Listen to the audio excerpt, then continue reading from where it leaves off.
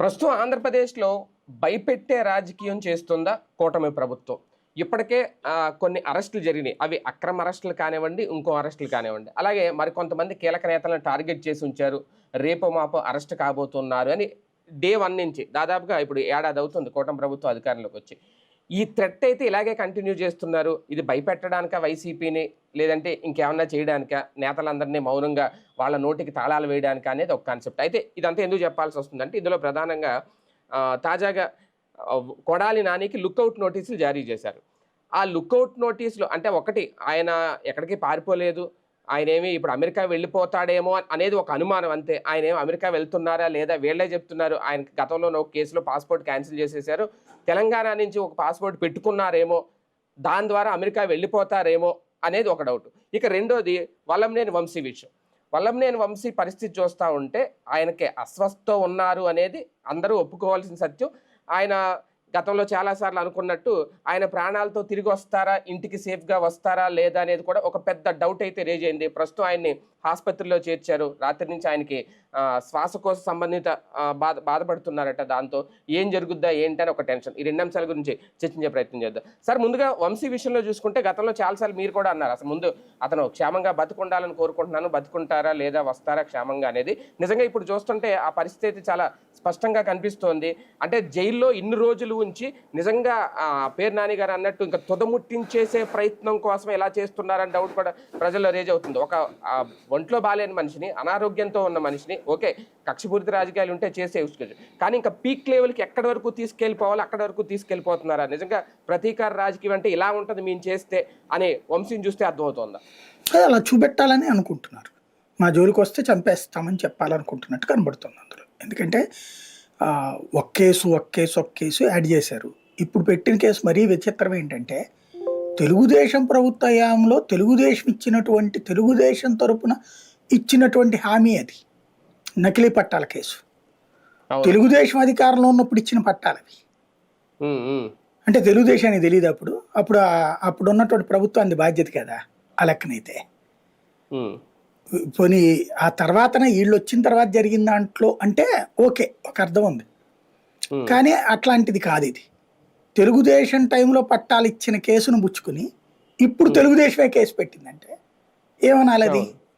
అది కూడా బయటికి అన్నిట్లో బెయిల్ వచ్చేసి రేపు వచ్చేస్తున్నాడు అనగా కరెక్ట్గా ఒక రోజు బేసిక్గా అతని ఆరోగ్యం క్షీణించిందని తెలుసు వీళ్ళకి.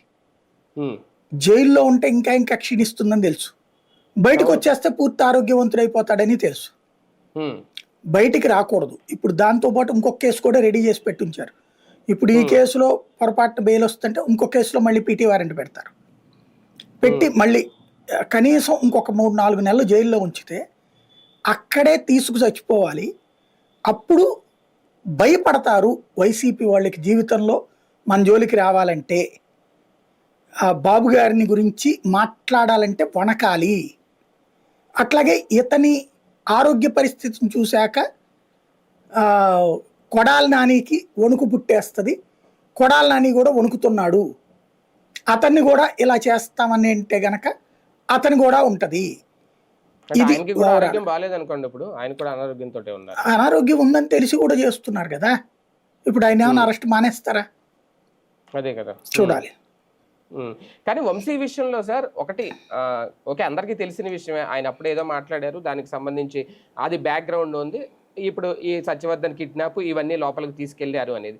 ఇంకా ఇంతకు మించి ఏం కోరుకుంటున్నారు వంశీ నుంచి? అంటే ఆయన ఏమన్నా ఒక బహిరంగ క్షమాపణ చెప్పాలా, తప్పైపోయింది అని చెప్పి చంద్రబాబు నాయుడు గారికి మొత్తం లోకేష్ గారికి అలాంటిది ఏమన్నా జరిగితే ఆయన బయటకు వస్తాడా? ఏం కోరుకుంటుంది అసలు? ఇక్కడ ఒక ప్రధానమైన అంశం ఏంటంటే మనం కన్వీనియంట్గా కావాలని ఒక వాస్తవాన్ని దాచేస్తున్నాం.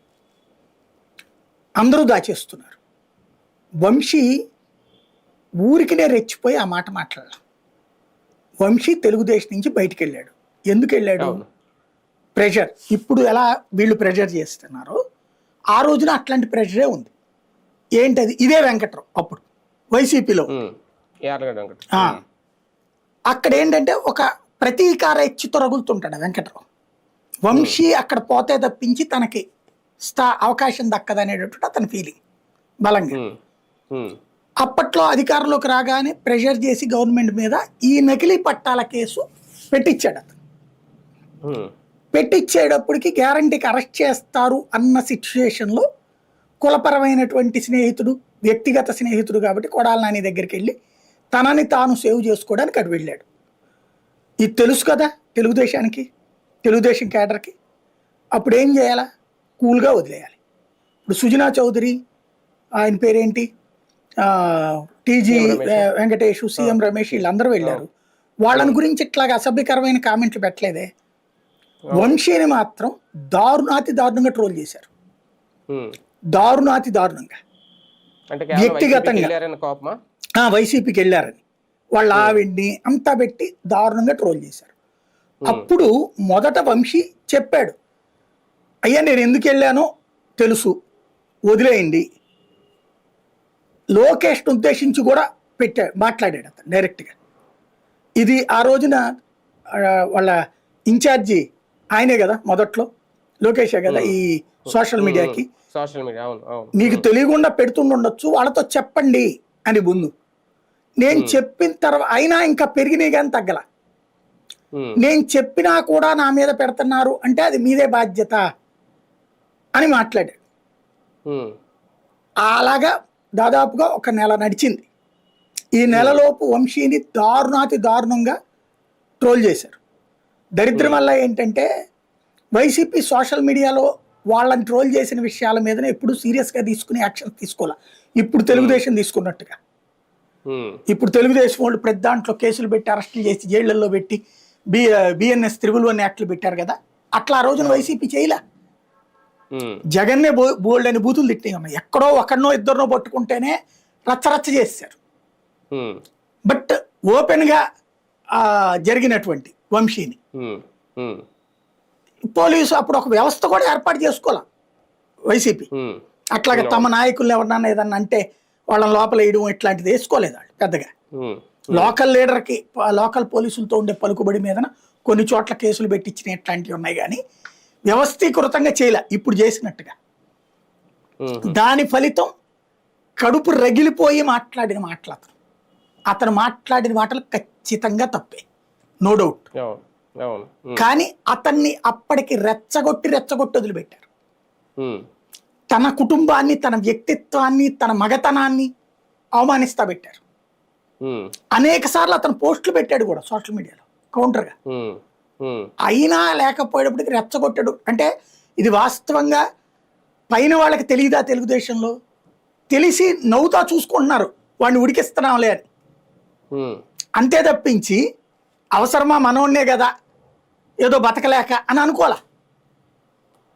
హ్యూమిలియేట్ చేస్తా దాన్ని ఆస్వాదించారు వాళ్ళు. అది అతనికి నచ్చలా. అప్పుడు ఈ మాటలు మాట్లాడాడు. దానికి ఎంత కోపం తెచ్చుకుని ఇవాళ అతన్ని చంపేదాకా వెళ్ళారు. మరి అతను ఎంత కోపం తెచ్చుకున్నాడు వాళ్ళు తన భార్యని, తన బిడ్డల్ని గురించి దారుణంగా పెట్టినప్పుడు, తన క్యారెక్టర్ని అసాసినేషన్ చేసినప్పుడు. అతను అట్లాంటి ప్రతీకారం ఆ రోజునే తీర్చుకుని ఉండొచ్చుగా. ఉమ్, ఇవాళ వీళ్ళు అయిపోయాక వీళ్ళ అధికారంలోకి వచ్చాక ప్రతీకారం తీర్చుకున్నారు. ఆ రోజున అతను అలా ప్రతీకారం తీర్చుకోలేదుగా. తీర్చుకుని ఉంటే వీళ్ళంత అది ఖచ్చితంగా ప్రతీకారానికి ప్రతీకారం అనుకోవచ్చు, నో డౌట్ ఉమ్, అప్పుడు. బట్ అతను ప్రతీకారం తీర్చుకోలేదు ఆ రోజున. వాళ్ళని లేపేయాలంటే ఆ రోజున లేపేస్తే ఆపేవాడేవాడు బేసిక్గా. అవును, అంతే కదా. ఉమ్, జరగలేదే. రోజాను బూతులు తిట్టలేదు అప్పుడు, ఇప్పటికే తిడతలేదా? అప్పుడు పవర్లో లేనప్పుడు కూడా తిట్టారు కదా రోజాని. ఉమ్, అట్లాగే కొడాలి నానిని తిట్టండి ఎవరు ఉమ్, దారుణంగా. ఉమ్, డైరెక్ట్గా ప్రెస్ మీట్లు పెట్టి కూడా బూతులు తిట్టారు కదా. అవును అవును. గుట్కా గాడ, పాన్ పరాగ్ గాడ, ఇవన్నీ అంతు చూస్తాం ఇవన్నీ చెప్పలేదు అప్పుడు. ఉమ్, అది ఇవ్వాలంటే కనుక రెచ్చగొట్టుడు చర్య. ఉమ్, అప్పుడు అసలు అట్లాంటి వాటిని పట్టించుకోలే జగన్. ఇప్పుడు అదే మొన్న ప్రసన్న కుమార్ రెడ్డి లేకపోతే ఆయన ఎవరో ఇంకొకళ్ళు ఎవరో మాట్లాడారు, ఆయన రాజమల్లి అనుకుంటా, మా జగన్ మంచితనంతో నాశనం అయ్యాం మేమని. ఉమ్, అవును. జగన్ ఇట్లాంటివన్నీ పట్టించుకోవాలా. ఉమ్, అప్పుడే జగన్ గురించిన డైరెక్ట్గా పెట్టిన వాటిట్లో ఈ 2, 3 కేసులు పెట్టినట్టున్నారు అంతే. మళ్ళీ అవి కూడా బెయిల్ వచ్చేసినాయి వెంటనే. ఉమ్, ఇది రిమాండ్ కూడా ఇవ్వాల. ఉమ్, కాబట్టి జరిగిన దాంట్లో తెలా పాపం తలా పిడికెడు తెలిసి అవును. ఇప్పుడు అతన్ని మాత్రం ప్రాణాలు పోయేలాగా చేసే ప్రయత్నం అయితే సీరియస్గా జరుగుతుంది, అది స్పష్టంగా కనబడుతుంది. వంశీని వ్యక్తిగతంగా టార్గెట్ చేశారనుకోవాలా? వంశీని ఇలా టార్గెట్ చేయడం వల్ల వైసీపీకి కూడా డ్యామేజ్ తీసుకురావాలనే వ్యూహం ఏమన్నా ఉందా? వంశీ మీద కాస్త ఎక్కువ కసి ఉంది. అదేంటి అంటే గెలిచిన తర్వాత వెళ్ళిపోయాడు అన్న కసి కంటే కూడా కుటుంబాన్ని టార్గెట్ చేశాడు అన్నటువంటిది, అది ఆ కసి ఇక్కడ స్పష్టంగా కనబడుతుంది. అందుకోసమే చేస్తున్నట్టుంది. మిగతాది సరే, అదంతా పార్టీని. ఇంకోటి, వంశీకి జరిగే చర్య భవిష్యత్తులో అంటే ఒకవేళ రేపు తెలుగుదేశం అధికారంలో లేకపోయినా ఎవరైనా తెలుగుదేశం నాయకుడిని అంటే చంద్రబాబుని కానీ లోకేష్ని కానీ వాళ్ళ కుటుంబాన్ని ఏదన్నా అంటే వంశీ గతి పడుతుంది అనే ఫీలింగ్ మైండ్లో ఉండాలి అన్నటువంటి ఇంటెన్షన్తో చేస్తున్న పని ఇప్పుడు. అంటే మొత్తం భయపెట్టాలి అందరినీ, ఒక రకంగా బలిదానం కిందనే ఇవ్వబోతున్నట్టు కనబడుతుంది. వంశీని బలిస్తే ఆ బలిని చూసి తర్వాత భయపడాలి అన్నటువంటి కోణంలో. సరే, ఒకటి ఇందులో ఒక చిన్న సున్నితమైన డౌట్ నాకు, ఎందుకంటే ఆయన అదే సామాజిక వర్గానికి సంబంధించిన వ్యక్తి. తెలుగుదేశం పార్టీకి కాపు కాసింది ఒక సామాజిక వర్గం, కమ్మ సామాజిక వర్గం అనుకుంటే అదే సామాజిక వర్గం. రేపొద్దు నిజంగా అలాంటిది ఏమన్నా జరిగితే తెలుగుదేశం పార్టీకి సామాజిక వర్గ పరంగా అది పెద్ద డ్యామేజ్ అవ్వదా? ఏం కాదు, తెలుగుదేశం పార్టీ కమ్మ సామాజిక వర్గంలో 99% తెలుగుదేశానికి అనుకూలంగా ఉన్నారు. ఆ మిగతా 1% మీద వాళ్ళు ద్వేషంతో ఉన్నారు. 99% మంది నువ్వు కమ్మ సామాజిక వర్గంలో పుడితే నువ్వు తెలుగుదేశం వాడివే అయ్యుండు, అవతలకి వెళ్తే నీ అంతు చూస్తాం ఇట్లాగే అవుతుంది నీకు అనేటటువంటి ఒక సంకేతం కూడా ఇస్తున్నారు ఇప్పుడు ఇక్కడ. కొడాలి నాని వంశీయులకి జరిగే చర్య, ఇప్పుడు వసంత కృష్ణ ప్రసాద్ సరెండర్ అయిపోయాడు, అతని పేరేంటది లావురత్తయ్య కొడుకు కృష్ణదేవరాయలు సరెండర్ అయిపోయాడు. ఇప్పుడు మిగిలింది అబ్బయ్య చౌదరి, వీళ్ళిద్దరు. అబ్బయ్య చౌదరి కూడా కామ్ అయిపోయాడు ఇప్పుడు, ఎందుకు వచ్చిన గొడవ అని చెప్పేసి. వీళ్ళిద్దరిని కూడా ఇప్పుడు కంట్రోల్లో పెట్టేటటువంటి ప్రయత్నం చేస్తున్నారు. అంటే వీళ్ళిద్దరికి ఈ చర్యల ద్వారా భవిష్యత్తులో కూడా కమ్మ సామాజిక వర్గం మిమ్మల్ని డిజోన్ చేసుకుంటుంది, అట్ ద సేమ్ టైం మీ అంతు చూస్తుంది. మీరు ఉంటే కమ్మ సామాజిక వర్గంలో పుడితే తెలుగుదేశంలోనే ఉండండి, లేదా ఇంతే అవుతుంది మీకు అన్నటువంటి ఒక సంకేతం కూడా ఇస్తున్నారు ఇక్కడ. అంతే, ఎవరు నాకు తెలిసి సామాజిక వర్గంలో ఎవరు వ్యతిరేకించట్లా, జరగాలని కోరుకుంటున్నారు వాళ్ళు. అవునా? అంటే అంటే రాజకీయాల్లో శాశ్వత శత్రుత్వం ఉండదు అంటారు కదా, కానీ వంశీ దగ్గరికి వచ్చేటప్పటికి అది యాక్సెప్ట్ అవ్వదా? జగన్ విషయంలోనే శాశ్వత శత్రుత్వం ఉంది కదా. జగన్ కమ్మ సామాజిక వర్గం ఏమైనా ఓన్ చేసుకుంటుందా? అలా చేసుకున్నందుకే కదా జరిగింది. ఇప్పుడు క్రిందసారి 30% ఓన్ చేసుకుంది జగన్కి, అందుకే వసంత కృష్ణ ప్రసాద్ గెలిచిన, లావు శ్రీకృష్ణ దేవరాయలు గెలిచిన, కొడాలి నాని గెలిచిన, ఇట్లాంటి గెలిచారు కదా. అలా గెలిచినటువంటి వాళ్ళకి కూడా అబ్బాయి చౌదరి గెలిచిన వీళ్ళందరూ గెలిచారు కదా. అలాగే గెలవడం ఇష్టం లేదు అంటే జగన్నే ద్వేషించాలని కోరుకుంటున్నారు. రెడ్ల ఓట్లు మాకు కావాలి, కమ్మ ఓట్లు అటు పోకూడదు, ఇది ఫార్ములా అక్కడ. అవును, ఆల్రెడీ రేజ్ అవ్వాల్సిన వాయిస్లన్నీ ఇంకా మోగబోతాయా వైసీపీలో నిజంగా వంశీ ఇన్సిడెంట్ చూస్తే? చూద్దాం. ఇప్పటికైతే ప్రజెంట్ అయితే నిజమే వీళ్ళు సక్సెస్ అయ్యారు. కాస్త కోస్తో మాట్లాడుతుంది అప్పుడప్పుడు అంబటి రాంబాబు, పేర్ని నాని వాళ్ళు కూడా చాలా భయపెట్టారు. ఇదివరకటి దూకుడులో చాలా వరకు తగ్గించగలిగారు వాళ్ళని.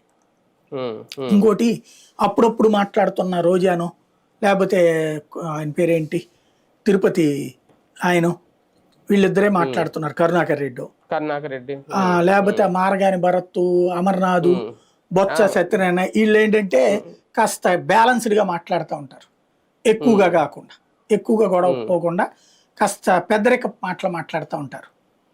తద్వారా ఎవ్వరూ కూడా దూకుడుగా మాట్లాడే ధైర్యం చేయనీయకుండా చేయడంలో సక్సెస్ అయ్యారు. పేరు నాని లాంటి వాళ్ళు కూడా సైలెంట్ అయ్యారు సార్ ఈ మధ్యన, మరి ఎందుకు? అదే అంటుంది, డౌన్ అయ్యారు. సైలెంట్ అనడానికి లేదు కానీ మాట్లాడుతున్నారు ప్రెస్ మీట్ పెట్టి, కానీ అదే కొంచెం తక్కువ. అంటే వాళ్ళ కుటుంబాన్ని టార్గెట్ చేసేటప్పుడు కొంచెం కంగారు పడుతున్నాడు అతను కూడా, ఎందుకు వచ్చింది అనేది. ఇంకా 4 ఏళ్ళు ఉంది కదా, 4 ఏళ్ళు ఉన్నప్పుడు ఇప్పుడే ఎందుకని చూసుకుంటున్నారు వీళ్ళంతా. కానీ లీగల్ ఆస్పెక్ట్ లో చూస్తే వల్లభనేని వంశీని ఇంకా శాశ్వతంగా జైల్లో ఉంచగలరా? ఎన్నాళ్ళు ఉంచగలరు? ఏముంది, కోర్టులు ఒక్కొక్కసారి ఒక్కొక్క సందర్భంగా చూస్తున్నాయి. క్రిందసారి అసలు దాన్ని ఏమంటారు, రిమాండ్ ఇవ్వడానికి కూడా నిరాకరించింది చాలా కేసులు. ఇప్పుడు పెద్దాంట్లో రిమాండ్ ఇస్తున్నాయి. అప్పుడు సోషల్ మీడియా పోస్టుల మీద కేసులు ఎట్లా పెడతారని అడిగాయి, యాక్టే లేదని చెప్పి. ఇప్పుడు యాక్ట్ లేదు, ఉమ్, ఇప్పుడున్న బిఎన్ఎస్ యాక్ట్ లో వచ్చేటప్పటికి 111 అనేటువంటి ఆర్గనైజ్డ్ క్రైమ్ తప్పించి ఇది కాదు. అవును. సోషల్ మీడియా అది ఈ ఆస్పెక్ట్ ఆర్గనైజ్డ్ క్రైమ్ కాదు. ఉమ్, అది సోషల్ మీడియాని అడ్డం పెట్టుకుని అమ్మాయిల్ని ట్రాప్ చేసేది అట్లాంటి వాటికి పెట్టిన సెక్షన్ తీసుకొని దీనికి వాడుతున్నారు. ఉమ్, అట్లాంటప్పుడు అసలు దానికి దీనికి ఏంటి సంబంధం అని చెప్పేసి అడగట్లా. ఉమ్, కాబట్టి ధైర్యంగా నడుస్తుంది వీళ్ళకి లీగల్గా. ఉమ్, ఇంకోటి వీళ్ళకి ఫస్ట్ లీగల్గా from the beginning YCP failure. ఇప్పుడు డబ్బు పోతే పోయిందని కోట్ల రూపాయలు పోసి మంచి మంచి లాయర్లను సుప్రీంకోర్టులో హైకోర్టులో పెట్టుకున్నారు తెలుగుదేశం వాళ్ళు. అవును. అవును. ఏళ్ల తరబడి ప్రతిపక్షంలో ఉన్నంత కాలం సాగించారు వాళ్ళు. ప్రతిపక్షంలో ఉండి డబ్బులు ఖర్చు పెట్టారు. అవును. అధికార పక్షంలో ఉండి వీళ్ళు చేత కాలేదు. అప్పుడు ఉమ్, అవును. అధికారంలోకి వచ్చాక తెలుగుదేశం అప్పుడు ఎవరినైతే తాము పోషించామో వాళ్ళని ఇప్పుడు పోషిస్తున్నారు. ఇంకో నలుగురిని యాడ్ చేసుకున్నారు. ఉమ్, సుప్రీంకోర్టులో ఒక లాయర్ వచ్చి హైకోర్టులోనో లేకపోతే ఒక లోకల్ కోర్టులోనో మన తరపున వాదిస్తున్నారంటే ఒక కంగారు ఉంటుంది. అవును. వాళ్ళకి కొంత టాపిక్ లో కమాండ్ ఉంటుంది, చాలా డెప్త్గా ఉంటుంది. పాయింట్స్ అది ఇక్కడ జరగట్లా. అది చెయ్యాలి అంటే లీగల్ టీం చేయాలి. లీగల్ టీం వెళ్ళి ఇప్పుడు ఉన్నటువంటి పొన్నవోలును మనోహర్ రెడ్డి వీళ్ళు ఎవరో ఉన్నారు, వీళ్ళు జగన్ దగ్గరికి వెళ్ళి చెప్పలేకపోతున్నారు వాళ్ళందరినీ కూడా పెట్టుకోవాలి సార్ మనం అని, లేదా వీళ్ళ ఇమేజ్ డ్యామేజ్ అవుతుందని ఏమైనా ఫీల్ అవుతున్నారేమో తెలియదు. అదే కదా. యాక్చువల్గా దమ్మాలపాటి శ్రీనివాసు మంచి క్లోజే తెలుగుదేశాన్ని, అయినా సిద్ధార్థ రుద్రాన్ని తెచ్చారు, కన్విన్స్ చేశారు వాళ్ళిద్దరిని, కన్విన్స్ చేసి కంటిన్యూ చేస్తున్నారు ఇప్పటికి కూడా. మళ్ళీ సిద్ధార్థ అగర్వాల్ బోల్డ్ అంతమంది ఇప్పటికి నడుస్తున్నారు ప్రభుత్వం తరఫున. ఇప్పుడు ముకుల్ రోహిత్గి లాంటి వాళ్ళు, ఎవరైతే అభిషేక్ మను సింఘ్వి లాంటి వాళ్ళు, ఇట్లాంటి ఎవరైతే రాజ్యాంగ నిపుణులు ఉంటారో వాళ్ళని తెలుగుదేశం వాళ్ళకి వాళ్ళ కొనేస్తుంది. కొనేటువంటి వాళ్ళని తమ తరపున వాదనలు వినిపించేలా చేస్తుంది. వైసీపీ అసలు అట్లాంటి ప్లానింగ్ ఎక్కడ ఉంది? వాళ్ళు ప్రతిపక్షంలో ఉన్నప్పుడే చేశారు అది. వైసీపీ లీగల్ గా సీరియస్ గా వెళ్ళకపోతే అవసరమైతే సాధారణ కార్యకర్త కేసులు కూడా హైకోర్టు లాయర్లు సుప్రీంకోర్టు లాయర్లు దిగుతారు. ఒక 50-100 మందిని అవసరమైతే నెలకు 100 కోట్లు ఖర్చు అనుకుని అన్నా దిగిపోవాలి ఆ స్థాయిలో. ఇంకోటి అసలు వాళ్ళకి సంబంధించిన టోటల్ లీగల్ టీం ఇంతకుముందు ఎంతమంది ఉద్యోగాలు సంపాదించారు వీళ్ళ ద్వారా, వాళ్ళందరినీ కలిపి కోఆర్డినేట్ చేసుకోవడము లేదు. అంత పర్ఫెక్ట్గా చేసుకుంటే అంటే అంత ఇదివరకు ఎట్లయితే అధికారంలో ఉన్నప్పుడు ప్రయోజనం అంతా మాకు, ఫెయిల్యూర్ అంతా జగన్ కని తోసేశారో ఇప్పుడు అదే జరుగుతుంది. భారం అంతా జగన్ ఎత్తినేసేసి వీళ్ళు ఎవరికాళ్ళు రిలాక్స్ అవుతున్నారు, స్టేట్మెంట్ ఇచ్చి కూర్చుంటున్నారు. జగన్ కూడా దాన్ని కోఆర్డినేట్ చేసి ఒక సెటరేట్ చేయట్లా. లీగల్ వ్యవస్థ బాగా పెంచుకోకపోతే వీళ్ళకు లీగల్గా తెలుగుదేశం ప్రతిపక్షంలో ఉన్నప్పుడే వైసీపీ కంటే 10 రెట్లు బలమైనది. అది గుర్తుపెట్టుకోవాల్సి ఉంది. అవును. మరొక అంశం, కొడాలి నానికి లుక్అవుట్ నోటీసులు జారీ చేయడం అంటే ఒకటి సార్, ఫస్ట్ అసలు అంత సడన్ గా ఇప్పుడు లుక్అవుట్ నోటీసులు జారీ చేయడానికి కారణం ఏంటి? 3-4 రోజుల క్రితం ఎవరో ఒక కార్యకర్త అతను అంటే గుడివాడలో ఉన్నటువంటి వాళ్ళు ఫాలో అప్ చేస్తున్నారు. కొడాలి నానిని ఎప్పటికైనా లోపల వేయించాలని కసి ఉన్న వాళ్ళు ఉన్నారు తెలుగుదేశంలో. వాళ్ళు ఫాలో అప్ చేస్తున్నారు. కొడాలి నాని మొన్న డిశ్చార్జ్ అయ్యాడని తెలిసింది వాళ్ళకి బాంబే నుంచి. ఆ తర్వాతన అమెరికాకి కనుక్కుంటున్నారు అన్నటువంటి విషయం తెలిసింది. తెలియగానే సోషల్ మీడియాలో పోస్ట్ పెట్టేశారు వాళ్ళు. పెట్టగానే సోషల్ మీడియాలో విపరీతంగా ట్రోల్ అయిపోయి లోకేష్ని ట్యాగ్ చేస్తూ పోస్టులు పెట్టారు చాలా మంది. వదిలేస్తారా, చూస్తా ఊరుకుంటారా, నిద్రపోతున్నారా, ఇవన్నీ. దాంతో ఈ వ్యవహారాలు పర్యవేక్షించేటటువంటి వాళ్ళకి సంబంధించినటువంటి వ్యక్తి ఇమ్మీడియట్గా ఆ కన్సర్న్ పోలీస్ డిపార్ట్మెంట్కి ఇంటిమేట్ చేశారు. దానికి ఏదో ఒక ఎవిడెన్స్ చేతికి కావాలి కాబట్టి ఒక కార్యకర్త చేత కంప్లైంట్ తీసుకుని ఆ కార్యకర్త ఇచ్చిన కంప్లైంట్ ఆధారంగా ఇప్పుడు అర్జెంటుగా ఆయనకి ఈ లుకౌట్ నోటీసులు పెట్టారు. విచిత్రం ఏంటంటే వీసా కూడా లేనోడు అమెరికా ఎట్ట వెళ్తాడో తెలియలే నాకు. అంటే పాస్పోర్ట్ కూడా క్యాన్సిల్ అయిందని అంటున్నారు. అదే అనేది ఆ తర్వాత తెలిసింది పాస్పోర్ట్ క్యాన్సిల్. ముందు వీసానే లేదు అతనికి. వీసా లేకుండా విదేశాలకు ఎట్టబోతాడు. అదే కదా. అంటే ఇది అనారోగ్యం అంటే చికిత్స కోసం వెళ్ళకూడదా సార్? ఒకవేళ రేపొద్దున దానికైనా సరే వీసా కావాల్సిందే. అవును, కావాలి. కోర్టు పర్మిషన్ తీసుకొని వెళ్ళడం ఏముండదు. తీసుకుని వెళ్ళాలంటే వెళ్ళొచ్చు. కాకపోతే ఇప్పుడు తగ్గిందని నిన్న వార్తలు వచ్చాక లుకౌట్ నోటీసు, ఇవాళ కొడాలి నాని ఏదో పెళ్లిలో కనబడ్డాడు అనమాట. కావాలని ఓపెన్గా కనబడ్డాడు అతను. అంటే కానీ ఈయన తీసుకుపోండి అని చెప్తున్నాడు.